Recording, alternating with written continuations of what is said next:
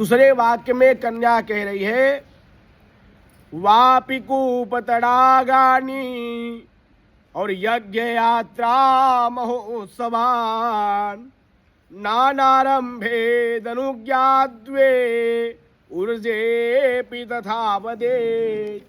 दूसरे वाक्य में कन्या कह रही है कि वापि कुंवा तालाब यज्ञ सामाजिक यात्रा उत्सव में मेरी सम्मति लेनी होगी, सुंदर शुभ कार्य रंभों में। कन्या कह रही है अब मैं गृहस्थ में आ रही हूँ तो वापि कूप तड़ागानी, पहले के जो राजा महाराजा होते थे वो अपना ही जीवन नहीं जीते थे कि हम लग्जरी घर ले ले, लग्जरी गाड़ी ले ले, तो यही हमारा धन का सार्थकता है, यही सबसे बड़ा धन है। पहले के लोग, पहले के माता पिता कुआं बनवाते थे और कुआं, तालाब, बावली ये हजारों हजारों पीढ़ी तक चलती है।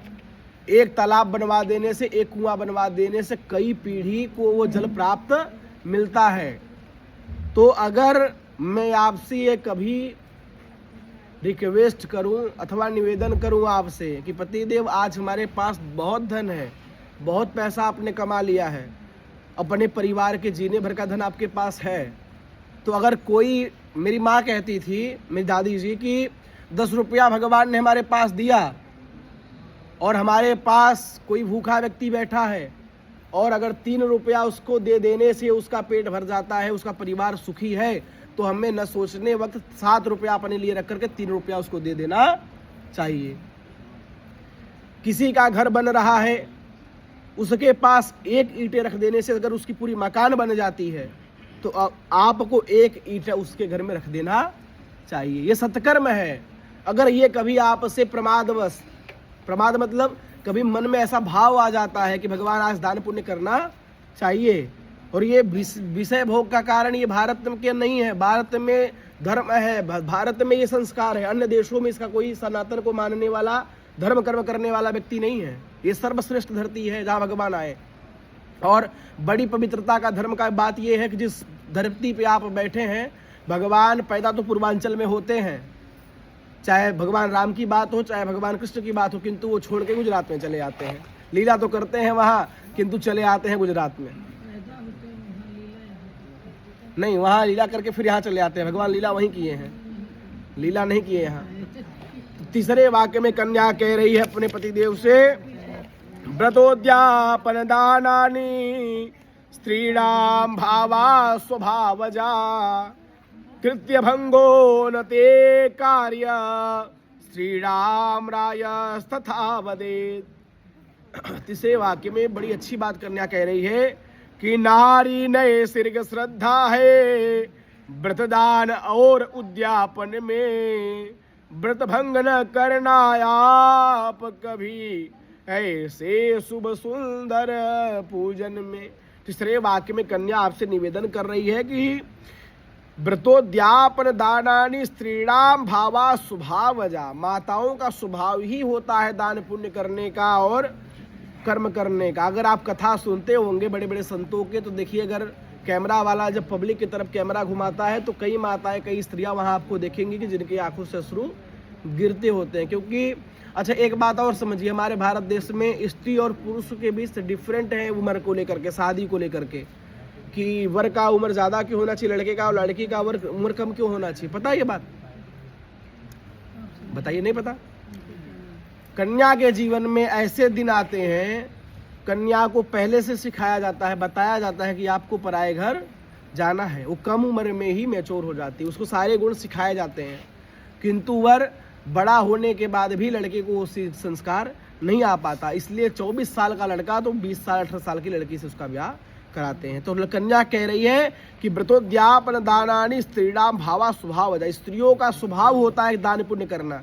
कोई हमारे घर पे भूखा आ जाए, हम अपने पास अगर रोटी रखे हैं तो ऐसा नहीं है, हमारा स्वभाव नहीं है कि हम उसको दान नहीं देंगे। उसके लिए आपको क्रोध कृत्य भंगो न ते कार्य, हमारे इस पुण्य दान कर्मों के लिए कभी कृत्य भंग नहीं आपको करना है। चौथे वाक्य में कन्या कही है सुधर्माणाम जितम वित्तम पशुधान्यम धनागमम सर्व निवेदयन मह्यम चत्वारीति तथा वदेत।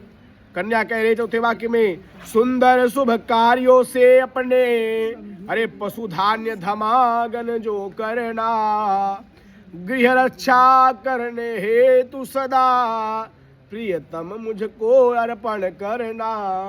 कन्या कह रही है कि स्वधर्माणाम जितम वित्तम, जो धर्म से आप धन कमाएंगे, धन कैसा कमाएंगे?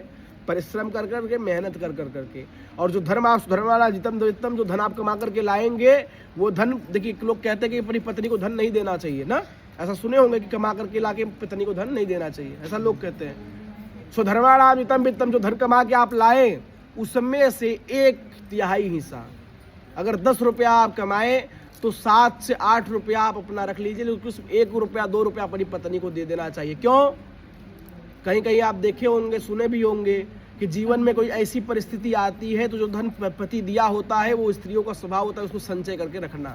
उस पैसे को ही रखती है, आपके सुख दुख में वो सारे पैसे आपको दे करके आपके काम वो आएगा। तो कन्या कह रही है कि ऐसे कार्यों में आप गृह रक्षा में मेरे अर्पण आपको करना होगा। 5वें वाक्य में कन्या कह रही है, गजस्वादानि पशूनां च हेपोपादये कारणम अनाप पृच्छन कर्तव्यम पंच विश्वीति संवदेत।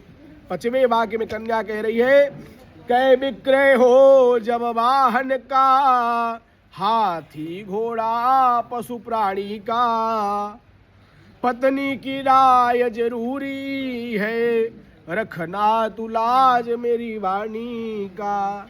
ऐसा भी सुने होंगे कि पत्नियों का बात नहीं मानना चाहिए। स्त्री अगर धर्म की बात कर रही है, सही बात कर रही है, सत्कर्म की बात कर रही है और आपके बेनिफिट की बात कर रही है, तो अपने स्त्री की बात मानना जरूरी है। वर महोदय जी, मैं व्यक्तिगत अनुभव किया हूँ अपने जीवन में, मैं अभी भी बना के भोजन पाता हूँ।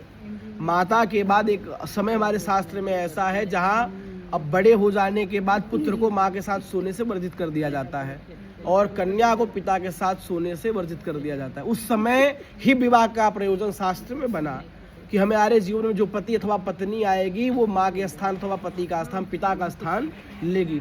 हर स्त्री, हर पत्नी अपने पिता का रूप अपने पति में चाहती है, अपने सेफ्टी के लिए, अपनी सुविधा के लिए। और हर पति अपनी माँ की तरह अपनी पत्नी से अपेक्षाएं करता है कि हमारी पत्नी जब हमारे घर में आ जाए तो जितनी हमारी माँ ने गृहस्थ कार्यों को सजा बजा करके रखा है हमारे पिताजी के जीवन में, वैसी हमारी पत्नी हमारे जीवन में करे। 6वें वाक्य में कन्या कह रही है, भूषणानि विचित्राणि रत्न धातुमयानि च तदन्यां प्रतिगृह्ण्यात षडरीतावपि संवदेत। 6वें वाक्य में कन्या कह रही है कि मंडप के अंदर दिए आज जो वस्त्र और आभूषण हैं, देकर ले नाना कभी इसे, साक्षी अंबिका गजानन है। 6वें वाक्य में कन्या करे, भूषणानि विचित्राणि, जो यहाँ आपके परिवार वालों ने आपने भूषण लाया अथवा स्वर्ण लाया, वस्त्र लाया, कपड़ा लाया, आपने मुझे दिया, वो आप तो दे दिए कपड़े लिए, और स्त्रियों को देने के बाद वो कभी लेने की अपेक्षाएं या हमें ताना देने की अपेक्षाएं, हमें बोलने की अपेक्षाएं कि हमने आपको दिया, ये कह के हमें शर्मिंदा लज्जित नहीं करेंगे।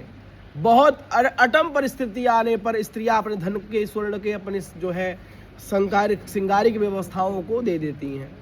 7वें वाक्य में कन्या के लिए, गीता वादित्र मांगल्य वधूनांच गृहे सदा अहनाहूता गमिष्यामि तदा मां प्रतिपालयेत्। 7वें वाक्य में और अंतिम वाक्य में कन्या कह रही है कि मांगलिक शुभ कर्मों में बिन पूछे यदि जाऊं मैं, हे प्राणनाथ नाराज न हो, चरणों में शीश झुकाऊं मैं। सेवा से वंचित रहने का आता आश्रम में भेद कभी, उस समय नाराज न हो, आप जीवन साथी पति देव कभी। चरणों में प्रीति सदा रख कर पति को परमेश्वर मानूंगी, यदि आप प्रतिज्ञा पालेंगे तो मैं भी आज्ञा मानूंगी। 7वें वाक्य में कन्या कह रही है कि मैं गीता वादित्र मांगल्यम, जैसे आप कहीं विदेश अथवा कहीं धन कमाने में घर से बाहर हैं और हम उस समय आपसे बात नहीं कर पा रहे हैं, फ़ोन से बात नहीं हो पा रही है, और कहीं मांगलिक कार्य चल रहा है, हमारे बगल में भगवान की पूजा चल रही है, हमारे मायके में हमारे पिताजी ने अचानक कोई ऐसा पूजा पाठ, कोई ऐसी व्यवस्था इमरजेंसी जिसे कहते पड़ जाए, तो उस समय अगर हम बिना पूछे बिना आज्ञा के आपसे अगर हम चले जाएं तो उस समय आप हमसे नाराज नहीं होंगे। बाकी समय तो स्त्री का भी आगे आगे 5 वाक आप पे का है वो बताएंगे स्त्री का क्या धर्म होना चाहिए, किंतु यहाँ पति के धर्म के लिए स्त्री आपसे जो है निवेदन कर रही है कि अगर ऐसे कभी इस परिस्थिति में बिना पूछे हम ऐसे कहीं स्थान पे चले जाएं तो आप इसके लिए नाराज नहीं होंगे। यहाँ कन्या वाक्य पूरा हुआ। बोलिए यज्ञ नारायण भगवान की।